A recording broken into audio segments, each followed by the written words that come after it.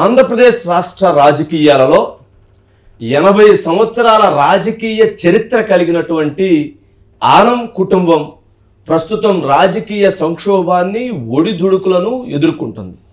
వైఎస్ఆర్ పార్టీలో శాసనసభ్యులుగా ఎన్నికైనటువంటి ఆనం రామనారాయణ రెడ్డి సుదీర్ఘ రాజకీయ నేపథ్యం ఉన్నటువంటి వ్యక్తి పైన ఈరోజు ఆ పార్టీ సస్పెండ్ చేయడంతో పాటు అనేకమైనటువంటి తీవ్ర ఆరోపణలని విమర్శలని చేయటం జరిగింది.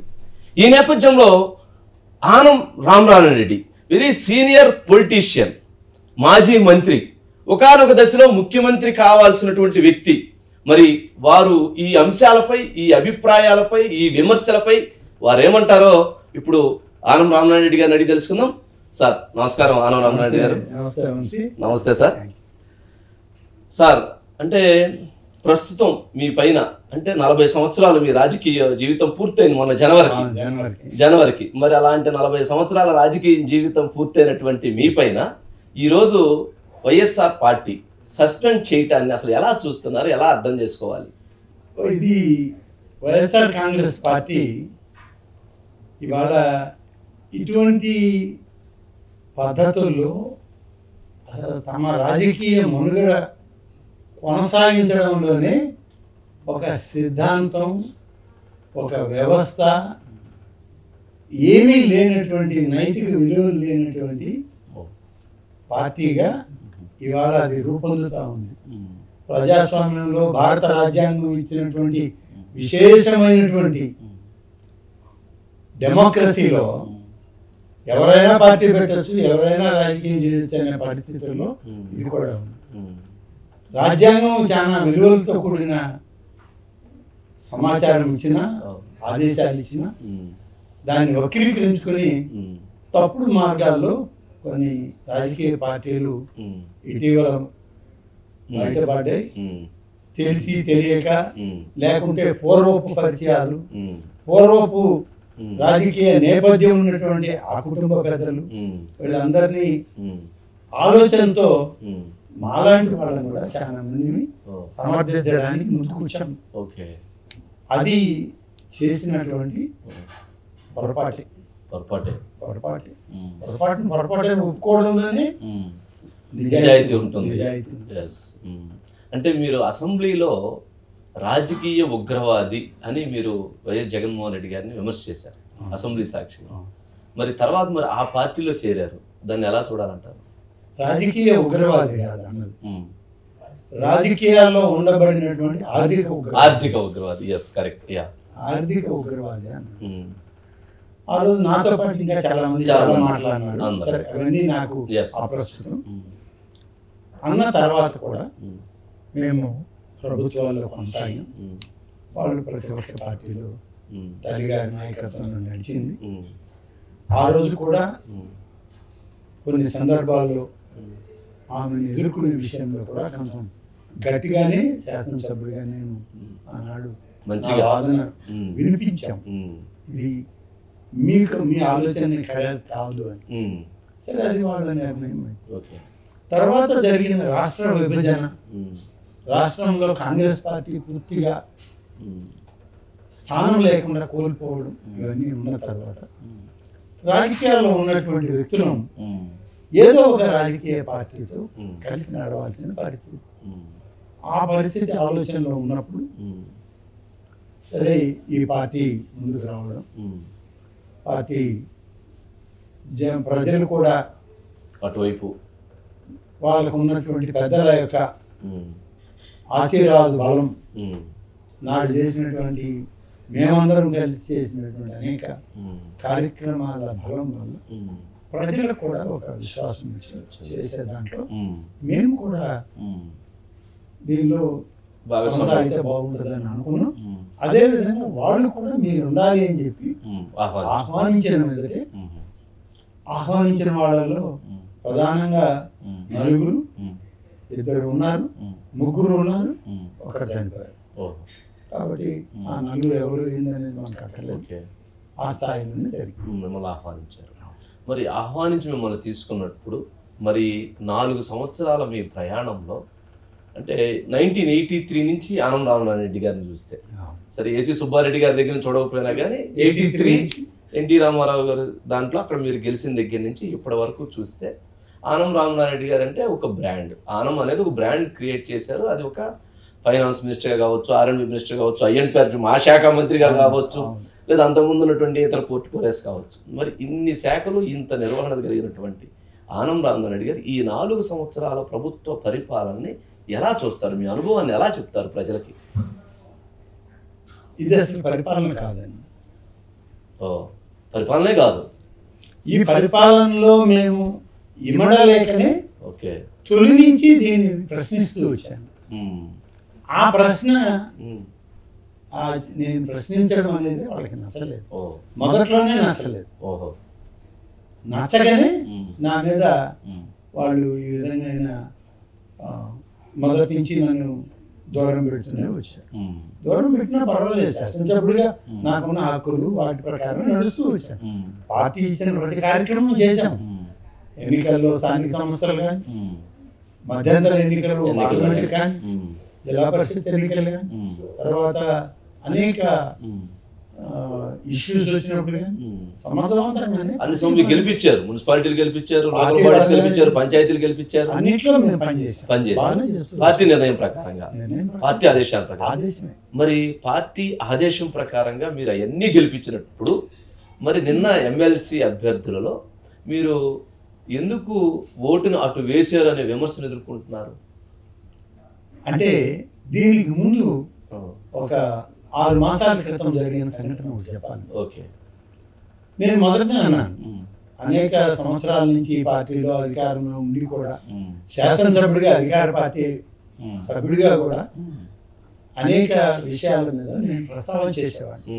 జిల్లా పరిషత్లు కానీ, డిఆర్సీ సమావేశాలు కానీ, మండల సమావేశాలు, అలాగే పత్రికా సమావేశాలు, ముఖ్యమంత్రి జరిగిన సమావేశాల్లో కూడా ఇలా ఇవి పద్ధతి కాదండి, మా నియోజకవర్గాల్లో పనులు జరగట్లేదు, ఇవి చేయాలి, ఇవి మీరు ఆమోదించాలి అని అనేకం చెప్పేవాడిని. అడగాలి కదా ఎమ్మెల్యేగా, నా బాధ్యత బాధ్యత కదా, నా బాధ్యత నేను నెరవేరిస్తే అది నచ్చేది. నచ్చక వాళ్ళు కొంత నా మీద అసంతృప్తితో ఉండేవారు. ఉన్నా కూడా నేనేమి దాన్ని పట్టించుకోవాలి. 4 మాసాల క్రితం అంటే ఇది వాళ్ళకి ఒక చూసి ఒక నాతో ఇంకా వెగటైపోయింది. ఏం ప్రచారం ఏంటి, అది అడుగుతాడు, ఇది అడుగుతాడు, ఇవన్నీ మనం చేయాలా, నేను అడిగి నేను మనం చేసి పెట్టేదానికి మనం లేదు. ఏ విధమైన ఆలోచనలు వాళ్ళకి వస్తూ వచ్చాయి. పోయిన సంవత్సరం అక్టోబర్ మాసంలో శ్రీ శ్రీ శ్రీ పోలేరమ్మ జాతర వచ్చింది వెంకటగిరి.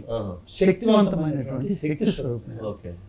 ఆ తల్లి యొక్క జాతరలో ఆమెకి ఎటువంటి ఆస్తిపాస్తులు లేవు, పెద్ద ఎత్తున నిధులు కావాల్సి వస్తుంది. ఈ సంవత్సరం వచ్చే నిధులు, చందాలు ఇచ్చేవాళ్ళు, అమ్మవారికి డబ్బులు ఇచ్చేవాళ్ళు అందరూ కూడా అమ్మవారికి ఆభరణాలు చేయించాలని ఒక ఆలోచనతో చాలా ఇచ్చారు. ఇంకా జాతర జరపడానికి కూడా డబ్బులు అడగడానికి వీలు కాదు, ప్రభుత్వం నుంచి ఇవ్వండి అని చెప్పి అడిగారు. పక్కన ఉన్న ఎట్లా అన్న అడిగిస్తాడు అన్నారు. అన్న చెప్పాడు, ఆయన చెప్పాడు, ఈ అన్న చెప్పాడు, అన్నలు చెప్పి ఆయన కాగితాలు తీసుకున్నారు. ఫైనల్ గా జాతర అయిపోయేదాకా నిధులు రాలా మాత్రం వస్తున్నాయి సార్, మీ అడిగి క్లారిటీ వచ్చేసింది, వస్తున్నాయి. పాపం వాళ్ళు కూడా ఏం చేయలేకపోయారు సార్, మా చేతులు లేదు. తర్వాత ఇట్లాగే ఒక రోజు ఎందుకో ఎమ్మెల్యేలు అందరూ మీటింగ్ పెడితే పోతే, సార్ మీరు చెప్పింది నీలేకపోయామా అన్న. సరేనా అయిపోయింది కదా, మేము ఏదో అంటాము అన్న. తర్వాత మేము అడిగిన నిధులు లేవన్నటువంటి వ్యక్తి తర్వాత ఎందుకు నిధులు ఎక్కడి నుంచి వచ్చాయో తెలియదు. వివిధ కార్యక్రమాలకి నిధులు మంజూరైంది. సరే మనం లేదన్న తర్వాత వాళ్ళతో ఎందుకు లేని మనం చేయలేదు.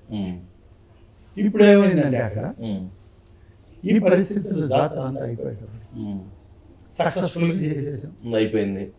దాదాపు 1.5 కోటి 1.60 లక్షల పైన అమ్మవారి బంగారు ఆభరణాలు పెట్టాం, జాతర జరిపాం, మంచి పేరు వచ్చింది, ప్రభుత్వానికి వచ్చింది. మేము చేసామంటే మేము చేసామని చెప్పరు కదా, ప్రభుత్వం చేసింది, బాగానే చేసింది. ఆ తర్వాత వీళ్ళకి పార్టీ కార్యక్రమాలు మీటింగ్లు పెట్టాల్సి వచ్చింది. గడప గడప చేసే పని వచ్చింది. గడప గడపకి మన ప్రభుత్వంలో చేయమన్నారు. కోవిడ్ బాధితుడు ఆయన, ఆరోగ్యం సరిలేకపోయినా, మాకు అకాల వర్షాలు పడుతున్నాయి, గడప గడపకి మొదలు పెట్టేసాం. దాంట్లో ఏమన్నా ఫెయిల్ అవుతాం అనుకున్నారో ఏమో తెలియదు. అందరూ 30 కూడా చేయకపోతే నేను 39 చేశాను. సో దాంట్లో కూడా అయిపోయారు. సరే ఏంటి వీడిని ఎక్కడ పట్టాలన్నా దొరకట్లేదు. నా పాటికి నేను తిరుగుతా ఉన్నాను. మధ్యలో గౌతమ్ రెడ్డి చనిపోయిన ఉప ఎన్నిక వచ్చేసి నేను అంతకుముందు శాసనసభ్యుడిగా పనిచేసిన నియోజకవర్గం, నాకు ఇస్తామన్న సీట్ ఇవ్వకుండా చేసిన నియోజకవర్గం, నేను మంత్రిగా 10,000 కోట్ల రూపాయలు ఆ నియోజకవర్గంలో ఖర్చు పెట్టి కిరణ్ కుమార్ రెడ్డి సాయం చేశాం. కానీ ఆ నియోజకవర్గం ఎన్నికల్లో నన్ను ప్రచారానికి పిలవలేదు, ప్రచారం చేయమని అడగలేదు. సరే వాళ్ళు కోరినప్పుడు నాకు వచ్చిన ఇబ్బంది ఏంటంటే నేను గడప గడప ప్రచారం చేసుకున్నారు. ఇక్కడ కూడా ఖాళీగా పెట్టలేదే, ఇతను పని చేస్తున్నాడు పొలిటికల్. అప్పుడు పార్టీ మీటింగ్లు జరిగితే 4 మీటింగ్లు జరిగాయి. 4 మీటింగ్లలో ఒక మీటింగ్ దగ్గర అయ్యా మనం పెన్షన్లు ఇస్తున్నాం, బాగుంది, అన్ని పంచుతున్నారు వాలంటీర్లు, కానీ అభివృద్ధిలో వెనకబడుతుంది. గ్రామాలకు పోతే రోడ్లు అడుగుతున్నారు, కనీసం రోడ్లు వేయలేకపోతే గుంటల్లో మట్టి అన్న వేయమంటున్నారు. అవి కూడా వేయలేని దుస్థితిలో ఉన్నాం కదా మనం. ఎట్లా ఏంటి అని అంటే మీడియా కూడా వచ్చింది. మీడియా తప్ప నేను అనుకోలేదు, ఖండితం లేదు. దాన్ని పెద్ద తప్పుగా భావించి 2 రోజుల్లో నిర్ణయం తీసుకున్నారు, నీకు ఇంకా నియోజకవర్గంతో పని లేదు, మేము ఒకరిని ఇన్ఛార్జ్ పెడుతున్నాము. శాసనసభ్యుడికి ఆ నియోజకవర్గంతో పని లేదు, ఇన్ఛార్జ్ వస్తున్నాడు. ఇన్ఛార్జ్ సరే మంచిదే, ఏంటి ఏందో తెలియదు. శాసనసభ్యుడిగా వచ్చేదానికి మా సంబంధం లేదని అంటే ఏం చేయాలి అని మేము పనిచేసేటప్పుడు ఎట్లా ఏంటనంటే బాలినేని శ్రీనివాసులు రెడ్డి 2 నియోజకవర్గాలకి ఆయన కోఆర్డినేటర్, ఆయన మాట్లాడారు. జిల్లాకి ఒక ఆయన అధ్యక్షుడిని వేశారు, నేదురుమల్లి రామ్ కుమార్, ఆయన్ని మాట్లాడారు, ఆయనే ఇన్ఛార్జిగా పెట్టారు. సరే దాంట్లో మనకు సంబంధం. సరే ఇవన్నీ ఇట్లుంటే ఇన్ఛార్జి మంత్రి నారాయణ స్వామి గారు, ఆయన దీన్ని చెప్పలేదు. నేను అంతకుముందు 2-3 దఫాలు అయ్యా ఇన్ఛార్జీలు నేస్తున్నారు, మీరు సమన్వయకర్తలు నేస్తున్నారు, ఎవరినన్నా మాతో కలిసి పనిచేసేవాళ్ళు నేను, వాళ్ళు ఒక రకం నేను ఒక రకం అయితే సమన్వయం కాదు అని స్వయంగా నేనే చెప్పడం కూడా జరిగింది. స్వయంగా నేనే వెళ్ళి ముఖ్యమంత్రి గారికి కాదు, ఆయన ముఖ్య సలహాదారుకి, అలాగే పెద్ద ఆయన మా విజయసాయి రెడ్డి గారికి అందరూ సరే సరే సరే అన్నారు. సరే వాళ్ళ ఆలోచన తెలియదు. ఈ విధంగా ఇన్ఛార్జ్ పెట్టేసామని వచ్చింది. సరే ఇన్ఛార్జ్ పెట్టిన తర్వాత ఏమన్నా కోఆర్డినేటరు బాలినేని శ్రీనివాసరెడ్డి గారు లేదా మాట్లాడతారు, లేదు మాట్లాడడం మానేది. ఇదేంటి ఎవరు మాట్లాడడం మానేసరి సరే చూద్దామని కొద్ది రోజులు ఆగి, తర్వాత కలెక్టర్ ఎస్పీ మా ఫోన్లు ఎత్తడం మానేశారు, ఎంఆర్ఓలు ఎంపీడీఓలు కూడా ఎత్తడం మానేశారు. ఏమయ్యా బాబు అంటే పైనుంచి ఎవరు పైనుంచి సార్ అంటే పైన అంటే ఎవరు మనకు పైనుంచి వస్తుంది. ఏమంటే ఎమ్మెల్యే మీరు మాట్లాడాల్సిన పని లేదు, ఆయన చెప్పింది వినాల్సిన పని లేదు, ఆయన కాగితాలు దాకాల్సిన పని లేదు. ఒకవేళ ఎమ్మెల్యే గ్రాంట్ డబ్బులు ఇచ్చినా మీరు ఆర్డర్లు ఇవ్వద్దు, ఇన్ఛార్జీలే మీరు పరిగణలో తీసుకోవాల్సింది. శాసనసభ్యులు ఇన్ఛార్జీలే మాకు, ఆయన ఇన్ఛార్జ్, ఆయన మాట ఆ ఇన్ఛార్జే చేస్తా. ఇన్ఛార్జ్ దగ్గరికి కొంతమంది పోలేదు, ప్రజలు పార్టీ వాళ్ళు పోలే. సరే మేము కమిటీలు వేస్తే వీళ్ళందరూ నా సొంత మనుషులు, మా ఇంట్లో నా కుటుంబ సభ్యులని వాళ్ళందరినీ తీస్తారు.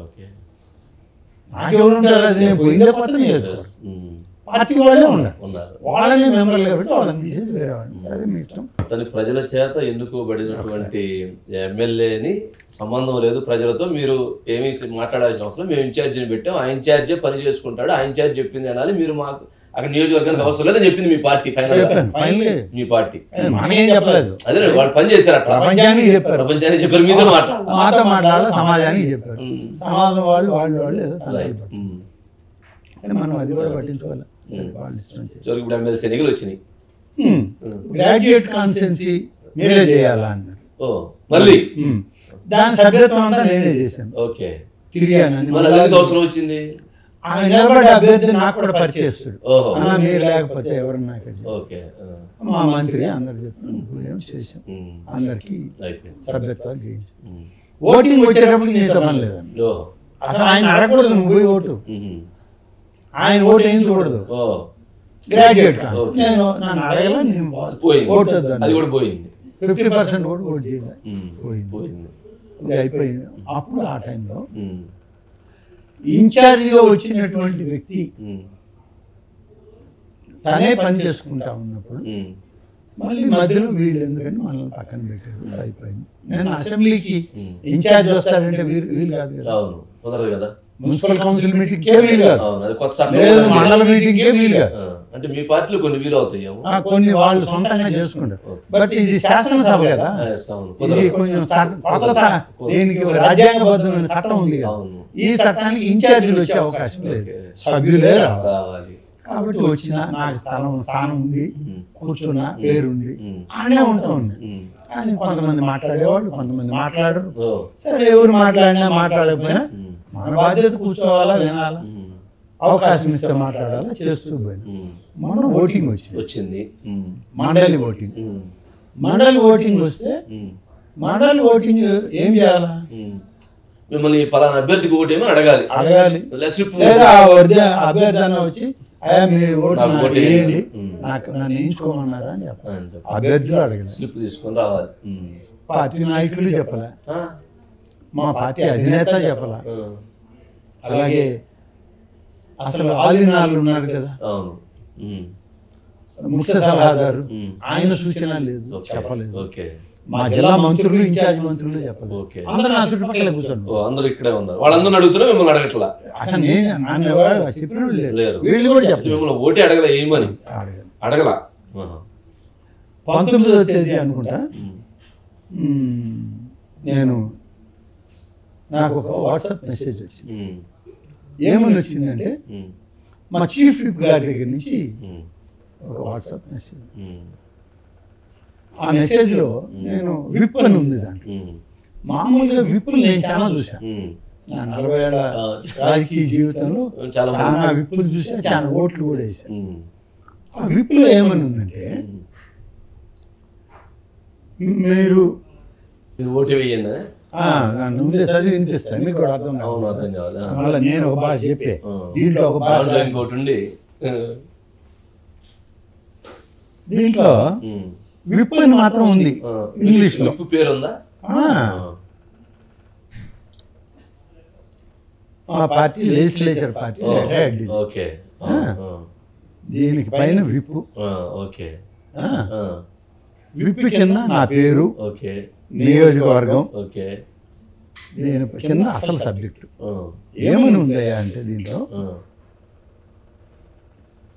రాష్ట్ర శాసనసభ సమావేశాలు జరుగుతున్న నేపథ్యంలో ఈ నెల 20న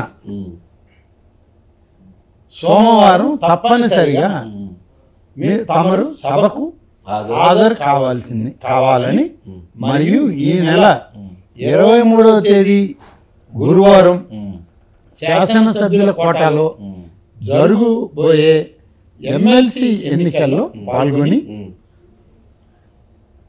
పార్టీ సూచించిన అభ్యర్థులకు తప్పనిసరిగా మీ ఓటును వేయవలసిందిగా కోరుతున్నాము సార్. తర్వాత పార్టీ సూచించిన అభ్యర్థులకు మీ ఓటును వినియోగించాలని, లేనిచో పార్టీ విప్ను ధిక్కరించిన వారిపై తగు చర్యలు తీసుకోబడును. ఇట్లు ముదునూరి ప్రసాదరాజు, చీఫ్ విప్, ప్రభుత్వ చీఫ్ విప్. సంతోషం, బాగానే ఉంది. దీంట్లో అసలు 23వ తేదీ జరిగే ఎన్నికకి 20వ తేదీ మమ్మల్ని శాసనసభకు రాండి అని పిలవడం మొదటి తప్పు. అసలు దానికి విప్పక్కల మేమే వస్తున్నాం, సంతకం పెడితే వచ్చినట్లు లెక్క. దానికి అవసరం అది రాశారు, అది ఎందుకు రాశారో తెలియదు. ఇది కూడా నేను విప్పును కూడా మీకు ఎందుకు ఇవాళ బహిర్గతం చేస్తున్నా అంటే దీంట్లో ఏమి రహస్యం లేదు. ఏమన్నా అభ్యర్థుల పేర్లు రాసి ఉంటే నేను చూపించకూడదు మీకు కూడా. ఇప్పుడు అది రహస్యం, అభ్యర్థుల పేరు లేదు, వాళ్ళ సూచిక మాత్రం ఉంది. ఆయన 23వ తేదీ వచ్చి పార్టీ చెప్పిన అభ్యర్థులు ఓటు వేయాలి, వేయకపోతే మీద చర్యలు తీసుకోబడు. అవి కూడా ఓకే. ఈ ఓకేలో అసలు పార్టీ అభ్యర్థులు ఎవరు నీకు చెప్పలేదు, ఎవరికి నేనే. ఇది మాకు ఇచ్చింది 18వ తేదీ అయితే ఈ 19వ తేదీ 20వ తేదీ నేను కలిశాను. 20వ తేదీ ఎవరిని ప్రసాద్ రాజు గారు అసెంబ్లీలో కలిసి ప్రసాద్ రాజు గారిని పిలిస్తే వచ్చినారు. పాపం అయ్యా మీరు పంపించారు, దీంట్లో ఏమీ లేదు, ఏమీ లేని దాన్ని విప్ అన్నారు మీరు. ఈ విప్ ఎందుకు అది మామూలుగా రోడ్ల వాడికి 4 తీసుకొని కూడా పనికి రాదు కదా, ఇట్లా కాదు కదా మనం విప్ ఇవ్వాల్సింది. విప్ ఇచ్చే పని అయితే 22 సాయంత్రము 23 ఉదయమో ఇవ్వాలి, పేర్లు సూచించాలి, మేము వేయకపోతే తప్పనాలి. ఇంకొక విషయం ఏంటంటే భారత రాజ్యాంగంలో ఇచ్చినటువంటి భారత ఎన్నికల చట్టం ప్రకారం సీక్రెట్ బ్యాలెట్ అన్నటువంటి ఎన్నికకి విప్ ఇచ్చే అధికారం ఎవరికి లేదు, రాజ్యాంగం లేదు, రాజ్యాంగమే లేదు, ఎన్నికల కమిషన్ లేదు. దాన్ని సుప్రీంకోర్టు కూడా నిర్ధారించింది ఒక కేసు. ఇన్ని విధానాలు ఉంటే నువ్వు అయ్యా విప్ అని ఇచ్చి అసలు ఏమి పెట్టకుండా కాగితం పంపించావు నాకు ఎందుకు, ఇది 4 తీసుకొని కూడా పనికిరాదు తండ్రి అని చెప్పిన. లేదన్నా మీరు రండి రమ్మన్నారు. మరి ఎవరు అడిగారు ఓటు? ఎవరు అడగలేదు, అప్పుడు కూడా ఎవరు అడగలేదు. లోపల మీరు ఓటు వేయడానికి వెళ్ళేటప్పుడు ఎవరు అడగలేదు. ఇది 20వ తేదీ సంఘటన. 21, 22 ఉగాది హైదరాబాద్కి వచ్చినాం. మళ్ళీ 22 సాయంత్రం ఫోన్ వచ్చింది, అన్నా మీరు ఇక్కడ లేరు, మీరు రేపు ఉదయం ఎలక్షన్ ఉంది కదా అని మా చీఫ్ విప్ గారే ఫోన్ చేశారు. ఉంది బాబు వస్తున్నాను నేను. మళ్ళీ ఉదయం వెళ్ళాను అసెంబ్లీకి, సంతకం పెడుతున్నా. ప్రసాద్ రాజు గారి కార్యాలయం ఏదంటే ఇదేనా అన్నారు. ఏమయ్యా అంటే ఉన్నారు సార్ అన్నారు. ఆయన వచ్చి నాతో పాటు ఎన్నికల బూత్ దాకా వచ్చాడు. ఎన్నికల బూత్ కాడ నన్ను వదిలిపెట్టేసి ఏదో గౌరవం వదిలిపెట్టడానికి వచ్చాడు అనుకున్నాను. ఎందుకంటే కొంచెం అందరూ అంటారు కదా సీనియర్ అట్టేమన్నా పాపం మర్యాదకి వదిలిపెట్టి ఆయన రాజు గారు కదా వాళ్ళు మర్యాద బాగా చేస్తారు. నేను కొంచెం గౌరవం వదిలిపెట్టడానికి వచ్చాడు. నన్ను తలుపు తీసి వదిలిపెట్టేసి వెళ్ళిపోయాడు. ఆ పాటికి నేను లోపలికి వెళ్ళా. మా ఏజెంట్లు అందరూ ఉన్నారు, అందరూ నవ్వుతున్నారు. నేను కూడా అందరి దగ్గర షేక్ హ్యాండ్ ఇచ్చా. ఎలక్షన్ ఆఫీసర్లు ఓటు తీసి ఇచ్చారు. లోపలికి పోయినా ఓటు వేసిన. మళ్ళా వచ్చేటప్పటికి ఇంకా నాకు బాగా గుర్తు, ఎలక్షన్ కమిషనర్ లేడా, అబ్జర్వర్ మాత్రమే ఉన్నాడు. మా కృష్ణబాబు ప్రిన్సిపల్ సెక్రటరీ హెల్త్, తర్వాత అసెంబ్లీ అసిస్టెంట్ సెక్రటరీ ఉన్నాడు. సార్ మధ్యలో సిఇసి ఉండాలి ఎట్టుపోయారు సార్ అన్న అడిగారు కృష్ణబాబు గారిని. అవసరం అయితే వస్తారు సార్, ఆయన ఉండాలని కంపల్సరీ ఏం లేదా.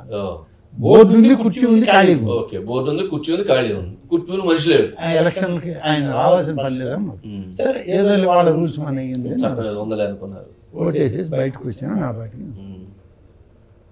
బయటకు వచ్చిన తర్వాత ఇట్లా ఎవరు మా ఫ్రెండ్ అతను మీడియా ఫ్రెండ్ అడిగితే అసలు ఓటు అడిగిన వాళ్ళు లేరు బ్రదర్, నేను ఓటు ఎవరికి వేసానని చెప్పాలి నీకు, కాబట్టి నన్ను ఓటు అడగలేదు, వేయమనా లేదు, కాబట్టి నాకు దోచిన వాళ్ళకి ఆత్మ ప్రబోధాన్ని అని వేసి వచ్చాను అన్నాను. అందరితో వెళ్ళిపోయినాను రూమ్కి. సాయంత్రం అయ్యేటప్పటికి కౌంటింగ్ అయిపోయాక, అప్పుడు కౌంటింగ్ అయిందో కాలేదో మరి, ఇద్దరు గురించి మేము అసలు పట్టించుకోలేదు. వాళ్ళు అసలు మా జాబితాలో లేరు, వాళ్ళలో నేను ఒకటి. మా జాబితాలో లేరు, వాళ్ళ సంగతి మేము పట్టించుకోలేదు, వాళ్ళు ఓటు అడగలేదు అని మా ముఖ్య సలహాదారు చెప్పాడు. సరే గౌరవనీయులు ఆయన చెప్పింది మనం వినాలి కదా. ఆయన చెప్పిన ఆయన పక్క రోజు కౌంటింగ్ రిజల్ట్ అంతా వచ్చిన తర్వాత ఏం చర్చలు జరిగా ఏమో, నేను అసెంబ్లీలోనే ఉన్నా, ఏమాయట నువ్వు నేను చెప్పింది చేయలేదా అని అడగచ్చు, కాగితం అడగచ్చు, కాగితం ఇవ్వచ్చు, సబ్జెక్ట్ చెప్పండి, అది లేదు. 1:40, 1:50 దాకా ఉన్నా. చివరిలో డిప్యూటీ స్పీకర్ గారి చేంబర్లో కాఫీ తాగాను. కాఫీ తాగే సమయంలో బొత్స సత్యనారాయణ గారు, డిప్యూటీ స్పీకర్ గారు అందరూ ఉన్నారు.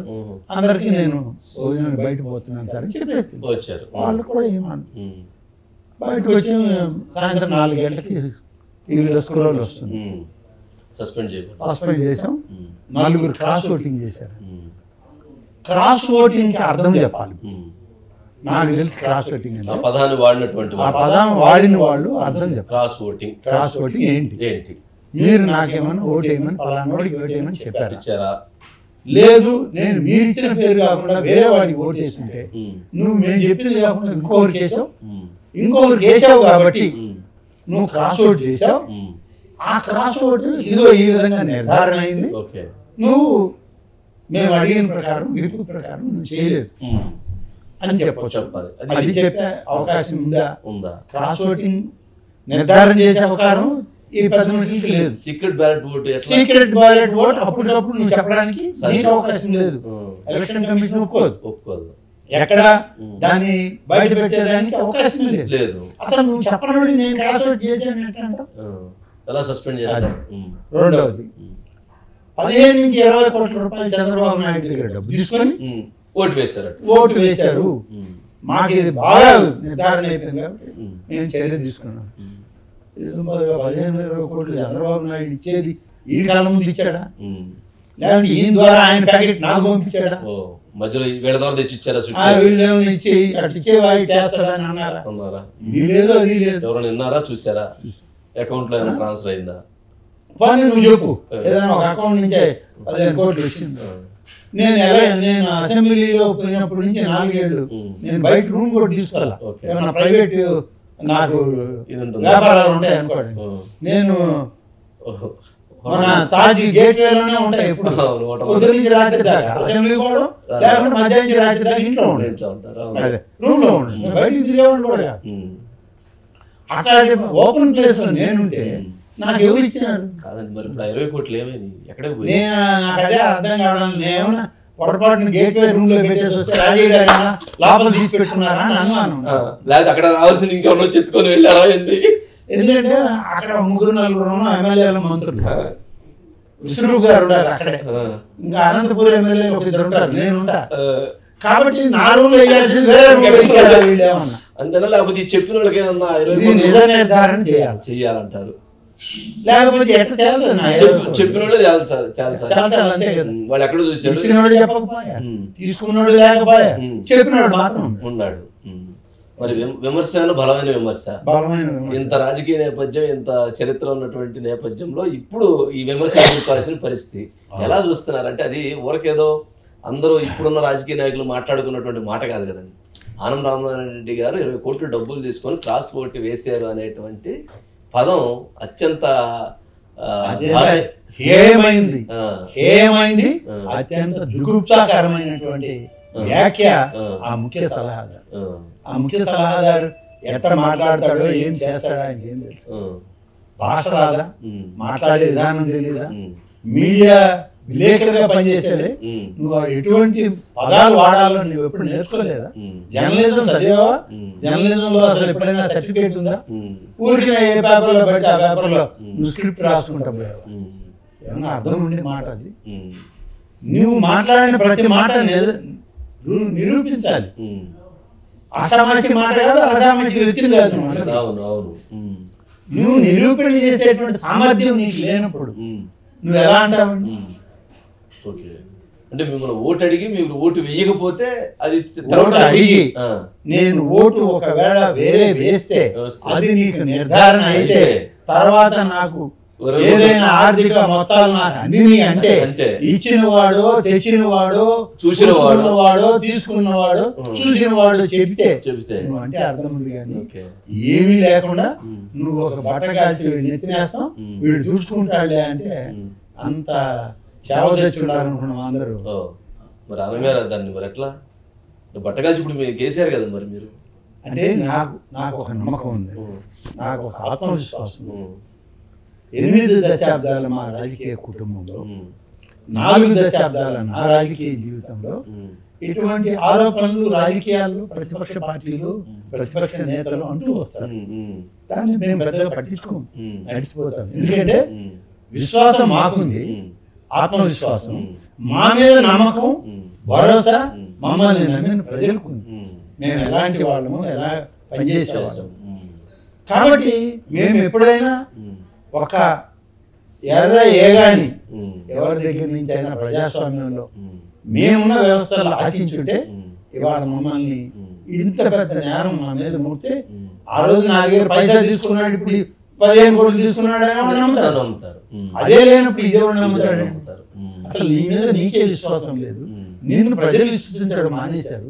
నువ్వు ఇవాళ మా మీద ఇటువంటి నిందారోపణలు వేసి కేవలం నేను కూడా సమాజంలో ఉన్నాను, నాది ఒక పార్టీ ఉంది అని చెప్పుకోవడానికి నువ్వు చేసేటువంటి ప్రయత్నం తప్ప నీకు నిజంగా మనుగడ ఉన్నటువంటి మనిషి అయితే ఇటువంటి ఆరోపణలు చేయలేదు.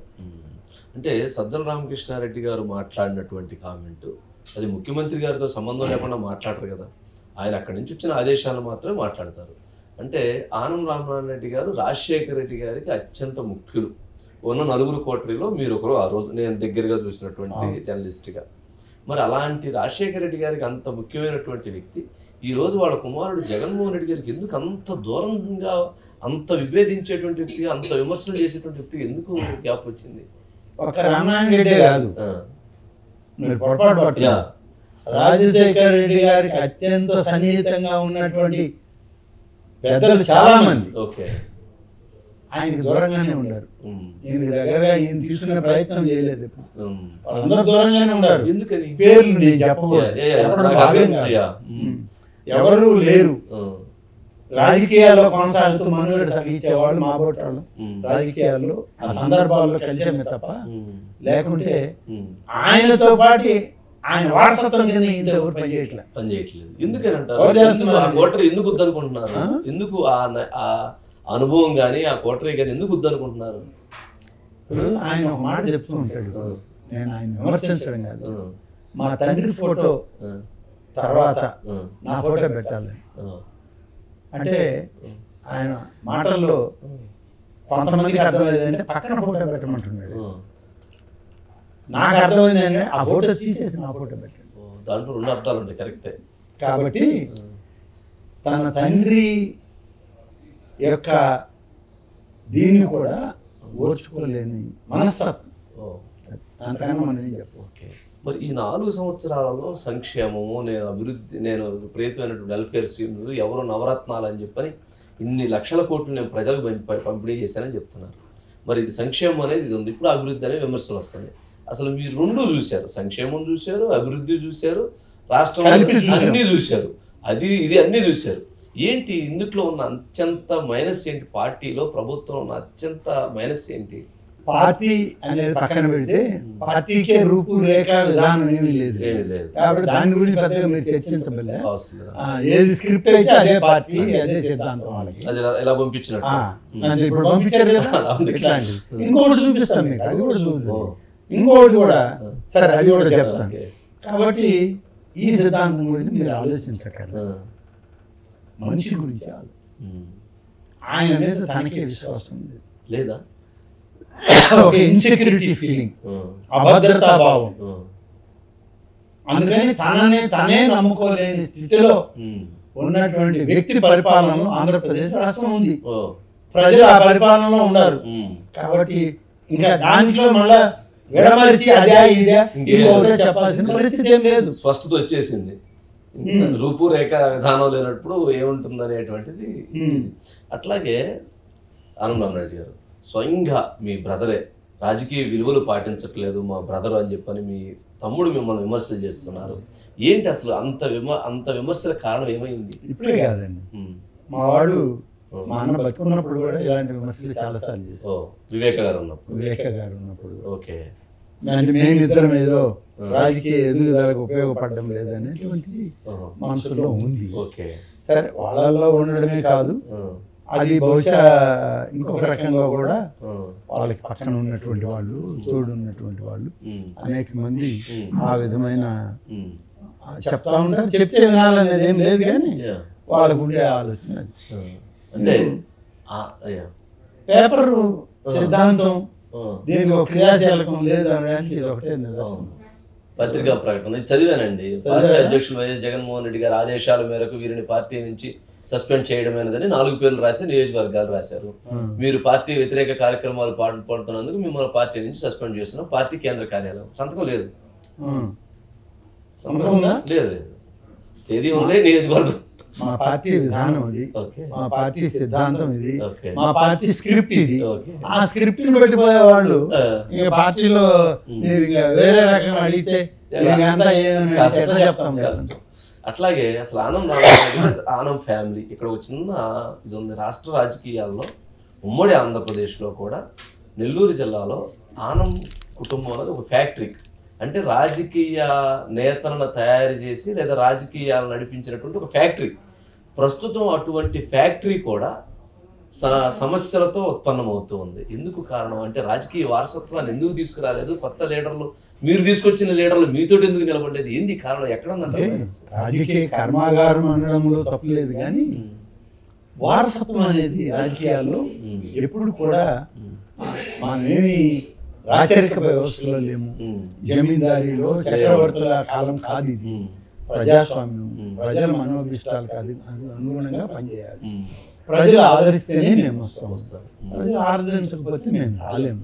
అయితే 8 దశాబ్దాలుగా మేము రాజకీయాల్లో ప్రజల యొక్క మన్ననలను పొందే వచ్చారు. మీరు కానీ చూస్తే మా హిస్టరీలో ఒకసారి హిస్టరీ చెప్పండి.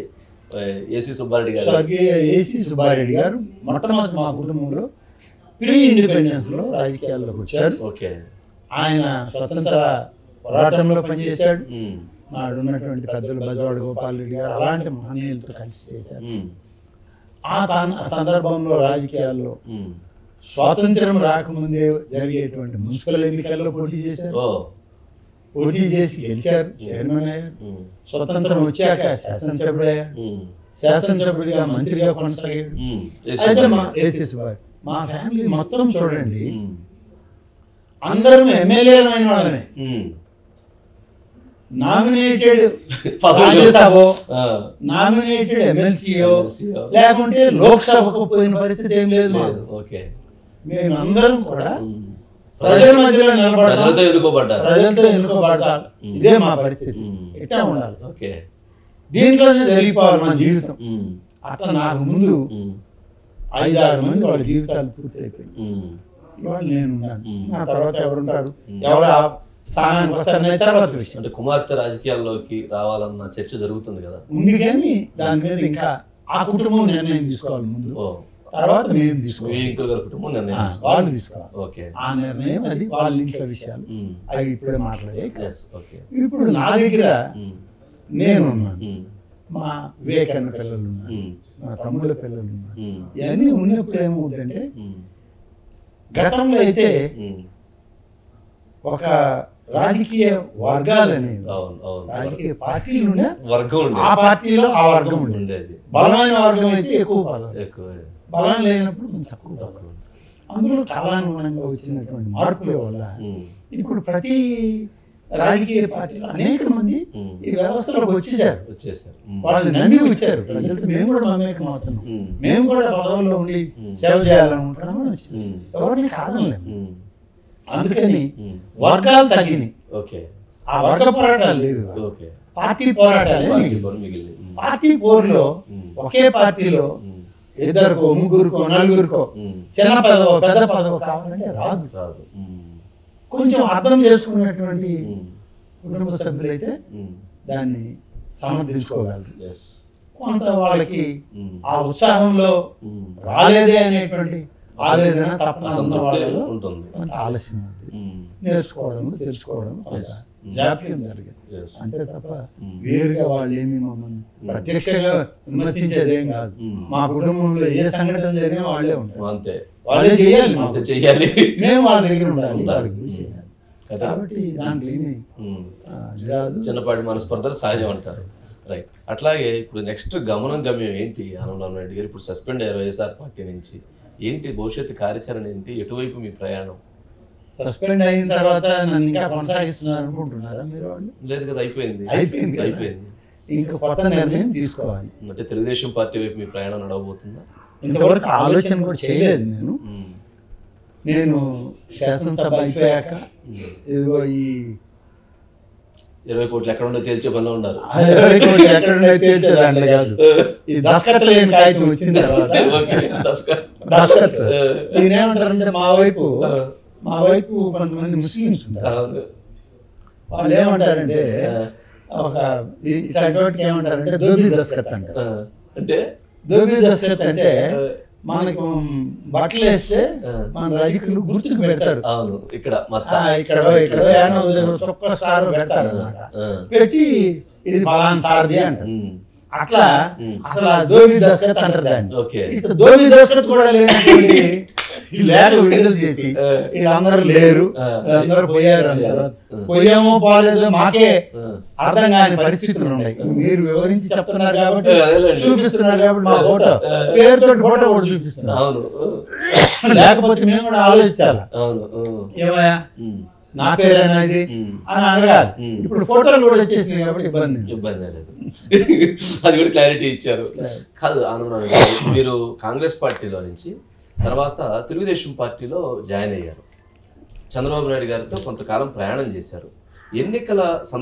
ఎన్నికలకు ముందు మీరు వైఎస్ఆర్సీపీలో చేరారు. ఎందుకని తెలుగుదేశం పార్టీలో ఆ రోజు చంద్రబాబు గారు వైఖరి నచ్చలేదా? ఎందుకు మళ్ళీ డిఫర్ అయ్యారు? తెలుగుదేశం పార్టీతో నేను తెలుగుదేశం పార్టీలో ఇక్కడే ఉన్నాను. ఉమ్మడి రాష్ట్రం విడిపోయాను.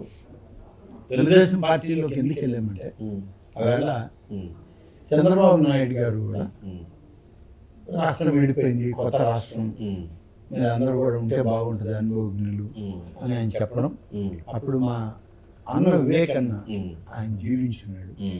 మా ఇద్దరు రాజకీయ జీవితం ఒకరికి అనుసంధానం.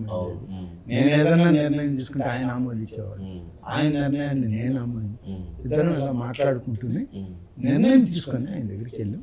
ఆయన వాళ్ళు కూడా ఆహ్వానించారు, జరిగిపోయింది. తర్వాత కొన్ని సందర్భాల్లో రాజకీయంగా వివేకన్న మా మధ్య అంటే చంద్రబాబు నాయుడు వివేకన్న మధ్యలో కొన్ని అంతర్గత సమస్యలు వచ్చాయి. ఆయన ఆరోగ్యం బాగలేకుండా వచ్చింది. అట్లని గౌరవప్రదంగానే చంద్రబాబు నాయుడు ఆయన విమర్శించుకున్నది లేదు, కానీ విమర్శించుకున్నది లేదు, ఏం లేదు. నేను ఎక్కడ చెప్తానంటే ఒకవేళ పొరపాటు అయితే అయ్యి ఉండొచ్చేమో, కానీ కిమ్స్ హాస్పిటల్లో ఆయన కళ్ళు కూడా తెరిచే పరిస్థితి లేకుండా ఉన్నప్పుడు వచ్చిన అతి కొద్ది మంది ప్రధానమైనటువంటి ప్రాముఖ్యమైన వ్యక్తుల్లో చంద్రబాబు నాయుడు వచ్చి ఆయన్ని చూసి పరామర్శించి ఆయన పలికే పరిస్థితుల్లో కూడా డాక్టర్లతో మాట్లాడి క్షేమ సమాచారం కనుక్కొని వెళ్ళిపోయాడు. తర్వాత నాతో మాట్లాడారు. తర్వాత ఆయన కాలం చేశాడు. అయితే ఆయన కాలం చేశాడు అనేసి దానిలో ఈయన కష్టంగా ఉంది ఆయన మీద అని తెలిసి కూడా నెల్లూరుకు వచ్చాడు. వచ్చి ఆయన కుటుంబాన్ని పరామర్శించి, బిడ్డలను పరామర్శించి, ఆయన్ని కూడా చూసి వెళ్ళాడు. తర్వాత ఆ ముందు జరిగిన సంఘటనలే మమ్మల్ని ఆయన కొంచెం దూరం చేశాయి, బాధించాయి, దూరం ఇటు రావడం జరిగింది. ఆనం వివేక గారి లేని లోటు ఆనం రామనారాయణ రెడ్డి గారికి చాలా ఇప్పటికీ స్పష్టంగా కనపడుతున్నట్లుంది కదా. అంటే ఆ నెల్లూరు జిల్లా రాజకీయాల్లో ఇద్దరి ద్వయం అంత స్థాయిలో ఆ పట్టు ఇప్పుడు కోల్పోతున్నట్లుందా? లేదు, అసలు ఆయన లేని లోటు అనేది కాదు, కానీ ఆయన లేని రాజకీయమే లేదు నాకు. ఆయన లేని రాజకీయమే లేదు. భవిష్యత్తు ఉన్నానంటే అందరు రాజకీయాల్లో ఉండేవాళ్ళు ఉంటున్నారు, అందరి మధ్య ఉన్నారు, కానీ కాకుంటే పూర్వపు రోజుల నుంచి ప్రజలు మాకు ఇచ్చిన ఆశీస్సులు, సామాన్యులు కూడా మమ్మల్ని ఆదరంగా వాళ్ళకి దగ్గరగా తీసుకున్నటువంటి సందర్భాలు, అలాగే మమ్మల్ని నమ్మి మాతో నడిచినటువంటి అనేక మంది వాళ్ళు ఇంకా మమ్మల్ని దగ్గర నడిపిస్తున్నారు. కాబట్టి ఈ రాజకీయంలో నేను ముందుకు నడుస్తున్నాను, కానీ లేకుంటే ఇది ఎప్పుడూ ముగిసిపోయి ఉండాలి. కానీ వాళ్ళ ఇంకా కొనసాగుతున్నారు. ఆదరణ, ప్రేమ ఉంది కాబట్టి నడుస్తుంది అంటారు. ఆయన చూసేవాళ్ళు. అంటే ఏసీ సుబ్బారెడ్డి గారిది చెప్పారండి ఇందాక మీరు, తర్వాత ఉన్న లెగసీ ఇప్పుడు మీ వరకు తర్వాత ఏంటి? ఆ ఏసీ సుబ్బారెడ్డి గారి తర్వాత ఏసీ సుబ్బారెడ్డి గారు ఉన్న సమయంలోనే ఆనం సంజీవ్ రెడ్డి గారని నాకు పెద్ద అన్నయ్య అవుతాడు, అంటే మా పెద్దనాన్న గారు అబ్బాయి. ఆయన రాజకీయాల్లో కొనసాగాడు. ఆయన ఆత్మకూరు నియోజకవర్గం నుంచి 2 దఫాలు ఎమ్మెల్యే అయ్యాడు, ఒకసారి రాపూర్ నియోజకవర్గం నుంచి ఎమ్మెల్యే అయ్యాడు. అయ్యి ఏసీ సుబ్బారెడ్డి గారు చనిపోయినటువంటి సందర్భంలో కాసు బ్రహ్మానంద రెడ్డి గారి క్యాబినెట్ లో ఆయన మంత్రిగా కూడా పనిచేయడం జరిగింది. విజయ భాస్కర్ రెడ్డి గారు వాళ్ళంతా సమకాలీన రాజకీయాల్లో కలిసి పనిచేశారు. తర్వాత పివి నరసింహరావు గారు, ఇందిరాగాంధీ గారు ఆయాం వచ్చాక 1972లో ఇదంతా 1972 వరకు జరిగింది. 1972లో రెడ్డి కాంగ్రెస్, ఇందిరా కాంగ్రెస్ విడిపోయిన సందర్భంలో అప్పుడు కొన్ని మార్పులు వచ్చి పివి గారి ద్వారా మా నాన్నగారిని పిలిపించి టికెట్ మా నాన్నగారికి ఇవ్వడం జరిగింది. అప్పటి వరకు ప్రత్యక్ష రాజకీయాల్లో ఆనం వెంకటరెడ్డి అనే వ్యక్తి లేడు. అప్పుడు అంతా కూడా ఏసీ సుబ్బారెడ్డి, సంజీవ్ రెడ్డి. ప్రత్యక్ష రాజకీయాల్లో ఆనం వెంకటరెడ్డి గారిని తీసుకురావడం, ఆయన ఆనాడు ఎమ్మెల్యే కావడం, అయిన తర్వాత వెంగళరావు గారు పివి గారి క్యాబినెట్ లో మంత్రి, వెంగళరావు గారి క్యాబినెట్ లో మంత్రిగా 78 వరకు సాగడం. తర్వాత నీలం సంజీవ్ రెడ్డి గారు మొరార్జీ దేశాయ్ గారి పిలుపు మేరకు ఆనాడు జనతా ప్రభంజనంలో జనతా పార్టీలో చేరాలని చెప్పి నిర్ణయం తీసుకోవడం. ఆ తర్వాత మళ్ళీ ఇందిరాగాంధీ గారు 1978 ప్రాంతాల్లో కాంగ్రెస్ లో రావడం జరిగింది. అంతవరకు అయిపోయింది. మా నాన్నగారు అప్పుడు రావడం, 82 వచ్చేటప్పటికి ఎన్టీ రామారావు గారు కాంగ్రెస్ పార్టీలో టికెట్ రాదు కదా మీకు, మీరు రండి అని చెప్పి నన్ను తీసుకురావడం, మా నాన్నగారికి కూడా రావడం. ఆ తర్వాత ఇవన్నీ అయిపోయింది. 3 అయిపోయారు. ఆ తర్వాత అన్న నేను ఇద్దరం ఎమ్మెల్యేగా. నేను రామారావు గారి క్యాబినెట్ లో మంత్రి చేశాను. 1977, 79 అప్పుడు ఉన్నటువంటి మొత్తం మంత్రులను తొలగించి కొత్త మంత్రులను పెట్టిన బ్యాచ్ లో నేను కూడా. ఆ తర్వాత మళ్ళీ కాంగ్రెస్ ప్రభుత్వంలో రాజశేఖర రెడ్డి కలిసి రావడం, ఆయనతో అపోజిషన్ పార్టీలో ఉన్నాం, ఆయనతో ముఖ్యమంత్రి, తర్వాత ఆయన ముఖ్యమంత్రిగా పనిచేయడం, రోసే గారు, కిరణ్ కుమార్ రెడ్డి గారు, ఇలా వరుసగా 2000 నుంచి ఇప్పటి వరకు 4 వరకు పనిచేశాను. 4లో రాష్ట్రమే విడిపోయింది. ఆంధ్రప్రదేశ్ ఉమ్మడి రాష్ట్ర భవిష్యత్తే విభజించబడ్డది. కాంగ్రెస్ పార్టీ విభజనలోనే అది కూడా తన స్థాయిని కోల్పోయింది. అందరం చిన్న భిన్నం ఉన్నటువంటి మొత్తం పరిస్థితి. నెల్లూరు జిల్లాలో ఆనందరెడ్డి గారు ఇప్పుడు ప్రధానంగా 3 వ్యతిరేకిస్తున్నారు పార్టీ. సరే, ఇంకొకరు అంతర్లీనంగా వ్యతిరేకించే వాళ్ళు చాలామంది ఉన్నారు. కానీ బహిర్గతంగా అంటే ప్రభుత్వ విధానాల లోపాన్ని మీరు కానీ, లేకపోతే మేకపాటి చంద్రశేఖర్ రెడ్డి గారు, కోటమిరెడ్డి గారు 3 విమర్శలు చేస్తున్నారు కదా. అందుట్లో 3 చేస్తున్నటువంటి వాళ్ళందరూ కూడా రెడ్డి సామాజిక వర్గం. రాష్ట్రంలో జరుగుతున్నటువంటి ఒక చర్చ ఏంటంటే 1000 మందికి ఆయన నామినేటెడ్ పదవులు ఇచ్చారు, అందరినీ అందలం ఎక్కిచ్చారు, కానీ వీళ్ళు కావాలని విమర్శ చేస్తున్నారు అనేటువంటి ఒక అపప్రద లేదా ఒక విమర్శ జరుగుతుంది. ఏమంటారు దానికి? ఇప్పుడు రెడ్డి సామాజిక వర్గం అనేటువంటి దానిలో ఆయన ఏదైనా పదవులు ఇచ్చారు చేశారు అని అంటే ఆ పదవులు ఒకటే నేను చెప్పేది. రెడ్డి సామాజిక వర్గానికి పదవులు ఇచ్చారు అని అంటే ఇవ్వడం అనేటువంటిది అది రైటో తప్పో పక్కన పెడితే ఈయనే మొత్తానికి ఈయనే ఛాంపియన్ అంటే ఎవరికి ఛాంపియన్? అదే ఆయనే ఛాంపియన్ అనే చర్చ జరుగుతుంది కదా. అలా ఏం కాదు. ఎందుకంటే సామాజిక వర్గాలుగా ఆయన ఒకవేళ ఆయన సన్నిహితులకు ఇచ్చుకొని ఉండొచ్చు. ఓకే, సన్నిహితులకు ఉద్యోగాలు ఇచ్చి ఉండొచ్చు, ఆయన ఆత్మీయులు ఉన్న వాళ్ళకి ఇచ్చుకొని ఉండొచ్చు, లేకపోతే ఆయనకి అన్ని రకాలుగా ఉపయోగపడే వాళ్ళు ఎవరైనా ఉంటే వాళ్ళని బయట రాష్ట్రాల్లో కేంద్ర ప్రభుత్వంలో ఉద్యోగులుగా ఉంటే తీసుకొచ్చి ఇక్కడ ఉద్యోగాలు ఇచ్చి. సామాజిక వర్గ విషయంలో సరైనటువంటి పరివర్తన లేదు. అందుకని అంతా మీదే అని ఎవరన్నా అంటే అసలు మేమందరం రెడ్డి సామాజిక వర్గ కోటాలో లేరు. మమ్మల్ని అందరినీ ఆ కోటాలో ఎప్పుడు మమ్మల్ని మంత్రులు చేయలే, ప్రజల కోటాలో చేశారు, అంతే, ప్రజాప్రతినిధులుగా. రాజకీయ రంగంలో రాజకీయ ఆలోచన విధానాలకి ఆయా ప్రాంతాలను బట్టి ఆ ప్రాంత అవసరాలను బట్టి మిమ్మల్ని ఎన్నుకున్నారు తప్ప ఆ ఎంపికల్లోనే మేము మంత్రులు అయ్యామే తప్ప నేను రెడ్డి ఇంకో ఆయన నాయుడు అని కాలే. మరి ఆ కోపం చూస్తే నన్ను ఎన్టీ రామారావు ఎందుకు మంత్రిని చేయాలి, ఇక్కడ మాధవరెడ్డిని చేసి మళ్ళీ నన్ను మంత్రిని చేస్తాడా? అట్లాగే రాజశేఖర రెడ్డి నెదురుమల్లి రాజలక్ష్మి గారిని, జనార్దన్ రెడ్డి గారి భార్యని ఆయన్ని మంత్రిని చేసి అదే జిల్లాలో రెండో రెడ్డిని ఇస్తారా? రెడ్డి సామాజిక వర్గాల్లో వచ్చే కావు వ్యక్తిగతమైనటువంటి వాళ్ళ యొక్క రాజకీయ విశ్లేషణ, రాజకీయంగా వాళ్ళకున్న స్థానం, స్థాయి, వాళ్ళ ఆలోచన విధానాలు, వాళ్ళ యొక్క విధానపరమైనటువంటి నిర్ణయాల్లో చేసేటువంటి చొరవ, వీటన్నిటిని బట్టి మంత్రివర్గ కూర్పు వస్తుందే తప్ప మనం 10 మంది రేళ్ళని పిలిచి ఉద్యోగాలు ఇస్తే వాళ్ళందరూ మా దగ్గర పడి ఉండాలి అంటే ఎవరికి ఏం అవసరం అండి? మీరు ఒక మాటతో చెప్పారండి, అంటే సామాజిక వర్గానికి ఆయన ఛాంపియన్, ఆయన వ్యతిరేకించి ఎలా వెళ్తారు అన్నటువంటి విమర్శలకి ఎవరికి ఛాంపియన్, ప్రజల్లో నుంచి వచ్చినటువంటి వాడు ఛాంపియన్ అని చెప్పారు స్పష్టంగా. ఆనందరావు రెడ్డి గారు, మీరు వైఎస్ వివేకానంద రెడ్డి గారు క్యాబినెట్లో కలిసి పనిచేశారు. కిరణ్ కుమార్ రెడ్డి గారి క్యాబినెట్లో మీరు పనిచేశారు. ఆయనతో మీకు అప్పటికే అంటే రాజశేఖర రెడ్డి గారితో ఉన్న సన్నిహితం, వైఎస్ వివేక గారితో కూడా మీకు ఆ సన్నిహితం ఉంది. ఇప్పుడు ఆయన మరణం జరిగి 4 సంవత్సరాలు. ఏంటి ఆయన మరణం పైన మీ కామెంట్? మీకు తెలియని విషయం ఒకటి చెప్పనా? వైఎస్ వివేకానంద రెడ్డి గారు పులివెందుల నియోజకవర్గంలో కాంగ్రెస్ పార్టీ అభ్యర్థిగా నిలబడితే ఈ రాష్ట్ర మంత్రివర్గంలో ఉన్నటువంటి ఆర్థిక మంత్రిగా నేను ఆ నియోజకవర్గానికి ఇన్ఛార్జ్. ఎస్, ఇది ఇప్పుడు బై ఎలక్షన్స్ లో ఇన్ఛార్జిగా మీరు వెళ్ళారు. డిఎల్ రవీంద్రారెడ్డి గారు ఎంపీగా, మీరు ఎమ్మెల్యే మొత్తానికి అక్కడ ఏదో అప్పుడు డిఎల్ రవీంద్రారెడ్డి ఎంపీ, ఈయన MLA. Yes, Vivekananda Reddy MLA Congress పార్టీకి. మీరు అప్పుడు ఇన్ఛార్జ్, నేను ఇన్ఛార్జ్ పులివెందులకి ఇన్ఛార్జ్. ఓకే, అంత సాన్నిధ్యం ఉంది.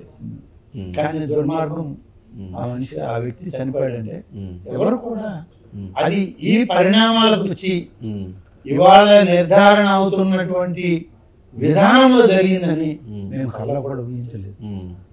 ఎందుకంటే నేను కూడా ఎన్నికల ప్రచారం చేశాను. తండ్రిని కోల్పోయాడు, చిన్నాన్నని కోల్పోయాడు. అవును, మీరు కూడా అనేక సందర్భాల్లో చెప్పాను. కానీ ఇవాళ వచ్చే అంశాలను చూస్తుంటే ఆశ్చర్యం కలుగుతా ఉందా? ఇవాళ మీ టీవీలో మేం కాదు, సిబిఐ మీ ఛానల్స్ లో, మీ టీవీ అని కాదు, మీ ఛానల్స్ లో వచ్చే సిబిఐ విశ్లేషణ, వాళ్ళు ఇచ్చేటువంటి ఎఫ్ఐఆర్, వాళ్ళు పెట్టే ఛార్జ్ షీట్లు, దాని ఆధారంగా వచ్చే ప్రాచుర్యంలోకి వచ్చినటువంటి కథనాలు చూస్తే నిజంగా ఇటువంటిది అనేటువంటిది సభ్య సమాజంలో జరుగుతుందా? సభ్య సమాజంలో ఇటువంటి చేసిన వాళ్ళు ప్రధానమైనటువంటి రాజకీయ పార్టీల్లో ఇవాళ ప్రజాస్వామ్యంలో మనుగడ సాగించగలుగుతారా? ఇదా ప్రజాస్వామ్య వ్యవస్థ, రాజ్యాంగం మనకి ఇచ్చిన స్ఫూర్తి అని అనిపిస్తా ఉంటుంది. భయం కలుగుతా ఉంది. భయం కన్నా ప్రజాస్వామ్యం కూలి అయిపోతుంది కదా, ఆందోళన కలుగుతుంది. ఇది నాకు ఒక్కడికే కాదు, నేను ఒక్కడైతే నాది భయం, నాకేమవుతుంది. కానీ వాళ్ళ సమాజం ఏమైపోద్దు, ఈ సమాజంలో ఉన్నటువంటి సామాన్య ప్రజానీకం ఇదే రకమైన విధానాలను అలవాటు చేసుకుంటే, యథా రాజా తథా ప్రజ అని కానీ అనుకుంటే ఈ సమాజం ఏ విధంగా చిన్నాభిన్నం అయిపోద్ది అనేటువంటి విషయంలో ఆందోళన అయితే ఇవాళ నాకు ఉంది, నాలా అనేక మందిలో ఉంది. కానీ కొందరు చెప్పుకోగలరు, కొందరు చెప్పలేని పరిస్థితి. సార్, లాస్ట్ క్వశ్చన్, ఏంటి ఆంధ్రప్రదేశ్ రాష్ట్ర భవిష్యత్తు ఎలా ఉండబోతుంది? నెక్స్ట్ వైఎస్ఆర్సీపీ భవిష్యత్తు ఏంటి రేపు రాబోయేటువంటి ఎన్నికల్లో? నెల్లూరు జిల్లాలో 10 స్థానాలు, మొన్న 10కి 10 స్థానాలు వైఎస్ఆర్సీపీ గెలిచింది. మరి ఏంటి నెక్స్ట్, ఏం జరగబోతుంది? ఎటువంటి పరిణామాలు, ఎటువంటి సమీకరణలు ఉండబోతున్నాయి? ఆంధ్రప్రదేశ్ యొక్క భవిష్యత్తు ఎన్నికల విజయాలు, లక్ష్యాలు నేను నిర్దేశించి చెప్పను. కానీ ఎందుకంటే ముఖ్య సలహాదారులాగా నేను జాతకాలు చెప్పేవాడిని, దానికి చిలక జోస్యం చెప్పేవాడిని కాదు. కానీ భవిష్యత్తు మాత్రం సామాజికంగా కానీ క్రోడీకరించుకుంటే మనుగడ ప్రశాంతంగా అవుతుంది వాళ్ళ ప్రభుత్వానికి, వాళ్ళ నాయకత్వానికి. మనుగడే ప్రశ్నార్థం అవుతుంది. భవిష్యత్తులో ఒక మంచి జరగాలి, సమాజానికి హితం చేసేవాళ్ళు రావాలి. మనం ఇవాళ ఉంటాము, రేపు ఉన్నాము. తిరిగి ఈ రాష్ట్రంలో సమసమాజ స్థాపన, సోషలిస్టిక్ ప్యాటర్న్ ఆఫ్ సొసైటీ అనేటువంటి రావాలి అని అంటే ఆ భావాలు కలిగినటువంటి రాజకీయ పార్టీ, ఆ నాయకత్వం రావాలనేటువంటిది మాత్రం ఇవాళ ప్రజల్లో చాలా స్పష్టంగా కనబడుతుంది. అందులో నేను ఒకరిని ఈ కార్యక్రమం నిర్వహించడంలో అవసరమైతే మేము రాజకీయ సమిధులుగా మారైనా సరే సమాజ స్థాపనకి మేము నడుం కట్టాలనే ఆలోచనలో ముందుకు సాగుతుంది. ఓకే, ఎవరు ఆ నడుం కట్టి ఎవరి కోసం చేయాలని, ఎవరు ఎవరు ఆ చేయగలిగినటువంటి వ్యక్తులకే ఇవాళ వచ్చే అవకాశం ఉంది, వస్తుందనే నా అభిప్రాయం. ఇంకా కొంతకాలం నడవాల్సింది అంటారు. ఇంకా ప్రజల్లో ఒక స్పష్టమైన అవగాహన రావాలి. ఇప్పటికే వచ్చింది. దీంతో నష్టపోయాం, దీంతో పోగొట్టుకున్నాం, సర్వనాశనమైంది వ్యవస్థ. ఏ వ్యవస్థ ఇవాళ ప్రభుత్వంలో మనుగడ సాగించడం లేదు. అన్ని వ్యవస్థలు కుప్పకూలిపోయాయి. మన వ్యవస్థలను మనం పునర్నిర్మాణం చేసుకోవాలి. పునర్నిర్మాణం కావాలి అని అంటే ఎవరు కావాలి అనేటువంటి దానిలో ప్రజా నిర్ణయం వస్తుంది, తప్పకుండా వస్తుంది. విశ్వాసంగా వాళ్ళకు నిర్ణయం తీసుకోగలరు. ఇవాళ ఈ రాష్ట్రం గురించి చెప్పాల్సి వస్తే, రాజధాని లేని రాష్ట్రంలో రాజకీయ మనుగడ ఎవరికి సాగుతుందో ఇవాళ ప్రజలు విశ్లేషించుకుంటారు. రాజధాని లేదు, ఇంకా రాష్ట్రం ఎక్కడ ఉంది, రాజ్యం ఎక్కడ ఉంది, పరిపాలన ఎక్కడ ఉంది? ఇదేమి చిల్లర కొట్టు కాదు కదా, ఇంట్లో కూర్చొని తోకాలు పట్టి పెట్టుకొని మనం చేయడానికి. ఆ నిర్ణయం వల్ల ఎంత నష్టం జరిగిందంటారు? రాజధాని మార్పు అనేటువంటి నిర్ణయం వల్ల వ్యక్తిగతంగా ఆర్థిక పరమైన ఇబ్బందులు చాలా మందికి జరుగుంటాయి కానీ సమాజానికి మాత్రం చాలా నష్టం జరిగింది. ఈ సమాజంలో ఉన్నటువంటి వాళ్ళు, మీరు ఏ రాష్ట్రం నుంచి వచ్చారు అని అంటే, ఆంధ్రప్రదేశ్ నుంచి వచ్చామంటే, అయ్యా మీ రాజధాని ఎక్కడ, ఏ ఊరికి పోతారంటే తెలియదు. నాకు తెలియదు సార్ అని చెప్పాను. తెలియదు. యూపీఎస్సీ ఎగ్జామ్కి పోయిన తెలుగు వాళ్ళని అడగమనండి, మీ రాజధాని ఏదని అంటే ఏం చెప్తారు? చూడాలి. యూపీఎస్సీ సెలక్షన్లకు పోయినటువంటి ఐఏఎస్ ఐపీఎస్ ఆఫీసర్లు కాబోయేటువంటి వాళ్ళకే తమ రాజధాని గురించి తెలియదంటే సామాన్య పామరుడికి ఏం తెలుస్తుంది రాజధాని గురించి? సో ఇవాళ రాజధాని లేనటువంటి రాజ్యం అంటే మకుటము లేని మహారాజు ఉన్నట్టే. మకుటము లేని మహారాజు రాజ్యాన్ని చేస్తున్నట్టు అనుకోవటం రాష్ట్రాన్ని. రైట్. లాస్ట్ ఆనం రామనారాయణ గారు, అంటే 40 సంవత్సరాల మీ అనుభవం, ఇంతమంది ముఖ్యమంత్రుల దగ్గర మంత్రిగా పనిచేశారు, ఇంత అనుభవం, ప్రజలు రాష్ట్ర వ్యాప్తంగా మీకంటూ అభిమానులు ఉన్నారు. రాష్ట్ర వ్యాప్తంగా మిమ్మల్ని మీరు తెలవకుండా ఎంతోమంది మిమ్మల్ని ఆదరించేటువంటి వాళ్ళు ఉన్నారు. నెల్లూరులో అన్ని నియోజకవర్గాల్లో మీ అభిమానులు ఉన్నారు. అంటే ఇంత పరిపాలన, ఇంత అనుభవం ఉన్నటువంటి మీరు, మీ మీద ఇప్పుడు వచ్చినటువంటి విమర్శలు, మీ మీద జరుగుతున్నటువంటి దాడులు, అంటే అది దాడులు అంటే సైకలాజికల్గా ఇది ఉండదు, మానసికమైనటువంటి దాడులు అవి. వీటిపైన వాళ్ళందరికీ మీరు ఇచ్చే క్లారిటీ ఏంటి? నేను ఇచ్చే స్పష్టమైన ఆలోచన ఏంటంటే, ఇటువంటి నిందారోపణలు నా మీద, నా కుటుంబం మీద రావడం దాదాపు 8 దశాబ్దాల కాలంలో మీరు చూస్తూనే ఉన్నారు. రాజకీయ పరమైనటువంటి ఇటువంటి ఆరోపణల్ని ఎవరు కూడా మీరు లెక్క చేయొద్దు, విశ్వసించొద్దు. మీరు నమ్మినటువంటి మా కుటుంబ రాజకీయ వ్యవస్థలో సరైనటువంటి మీ నమ్మకాన్ని బట్టే, మీ విశ్వాసాన్ని బట్టే మేము నడుస్తాం తప్ప తప్పు ఎప్పుడు చేయము. మీకు తలవంపులు తెచ్చేటువంటి రాజకీయాల మా కార్యక్రమాల్లో ఉండవు. తప్పనిసరిగా ప్రజాస్వామ్యయుధంగా ప్రజల నిబద్ధతని కోరుకునే వాళ్ళల్లో మేము ఒకళ్ళుగా ఉంటాం. మీ విశ్వాసాన్ని మేము ఎప్పుడూ కోరుకుంటూనే ఉంటాం, రేపు కోరుకుంటాం, నా తర్వాతి తరం కూడా అదేవిధంగా మీ యొక్క ఆశీస్సుల కోసం మీ దగ్గర ఎప్పుడు ఉంటానే ఉంటుంది. కాబట్టి ఇటువంటి ఆరోపణలు ఇన్ని దశాబ్దాలుగా మీరు ఎట్లయితే చిత్తు కాగితం లాగా చించి పడేశారో, ఇప్పుడు వచ్చిన ఆరోపణను కూడా అదే విధంగా చిత్తు కాగితంలాగా తుడిచి పడేయండి. అది నేను స్పష్టంగా అనుకున్నటువంటి మా వాళ్ళందరికీ చెప్పేది. భవిష్యత్ రాజకీయాల్లో కూడా అనేక నిర్ణయాలు అనేక సందర్భాల్లో తీసుకోవాల్సిన అవసరం రావచ్చు. వచ్చినా మేము ప్రజల కోసం, ప్రజల సంక్షేమాని కోసం, నమ్మిన ప్రజలకి వాళ్ళ యొక్క భవిష్యత్తు కోసం చేసే ప్రతి పనిలో మీ అందరి ఆశీస్సులు ఉండాలని కూడా నేను కోరుకుంటున్నా. ఆ విధంగా ఉండాలని ఆశిస్తాం. ఇది ఆనం రామనారాయణ రెడ్డి గారు చాలా స్పష్టంగా చెప్తున్నారు. వారి మీద చేసినటువంటి విమర్శలు, ఆరోపణలు ఏదైతే ప్రభుత్వం చేసినటువంటివన్నీ కూడా చిత్తు కాగితం లాగా తీసిపారేయండి. ప్రజలకు ఎప్పుడూ కూడా విశ్వాస పాత్రులుగానే మీ ఆదరాభిమానాలతోనే మేము ఉంటాము. భవిష్యత్తులో అలాగే ఉన్నాం, గతంలో అలాగే ఉన్నాం, భవిష్యత్తులో కూడా అదే విధంగా ఉంటామని చెప్తున్నారు.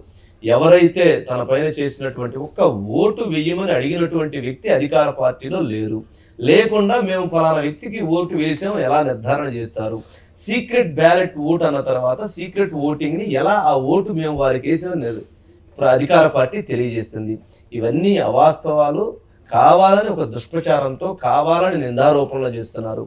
20 కోట్ల రూపాయలు అనేటువంటి ఆరోపణ అత్యంత బాధ కలిగిస్తుంది. అది ఎవరైతే ఆరోపణ చేశారో వారు దీనికి స్పష్టత చేకూర్చాలి. నిజాన్ని వాళ్ళే తీసుకొచ్చి తెలియజేయాల్సినటువంటి అవసరం కూడా ఉందని స్పష్టంగా ఆనం రామనారాయణ రెడ్డి గారు తెలియజేస్తూ ఉన్నారు. Thank you sir, thank you so much.